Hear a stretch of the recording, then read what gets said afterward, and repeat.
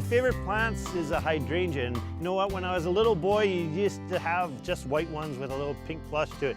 Then we always wanted those ones that you saw in Vancouver, the blues and the pinks. Well, nowadays it's come a long way as a whole plant and the whole shrubs. There's a whole bunch of new different varieties out there. And the first one is the paniculata varieties that we have. We call them pans, it's just a lot easier. And if you look at them, the original one was a PG hydrangea. They're super hardy, so they'll survive anywhere in the Kamloops area, even up in Knutsford. But the great thing about these new varieties is the stems are nice and strong. So in the old days, they used to just droop down when the flower got too big, right? Kind of look kind of ugly. Well, now the stems are nice and strong. You still get that huge head. There'll be all different colors and shades of pinks and that, but guess what? They'll actually stand up. The plant looks excellent.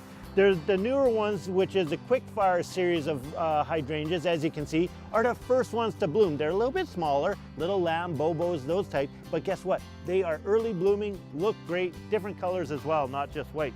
Then we get into the macrophyllias, which is the ones that you used to see in Vancouver all the time. Now there's blues and there's pinks, obviously in them, but the macrophyllias aren't as hardy.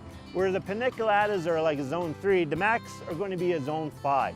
So it's going to be from Sahalee down that you can actually grow them. The nice thing about these, they flower on old and new wood. And as you can see, you can have a whole bunch of different colors. Now the really neat thing about the macs is they've come out with a new city series. Just like the peonies that we talked about earlier in the season, the city series of hydrangeas, which are macs, they're again only zone 5, are dwarfed. They're perfect for containers or as little shots in a small garden for some color early in the summer and late in the summer.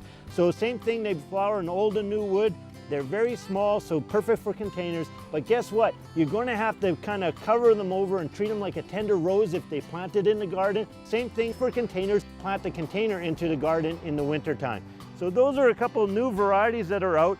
Guess what? Yes, if you add a little bit of aluminum sulfate, it brings out the color. You'll get a better blue or a better pink, and even in the white, you'll get a clearer and better white. So there you go. There's a few different varieties from the old to the new. Hydrangeas are awesome.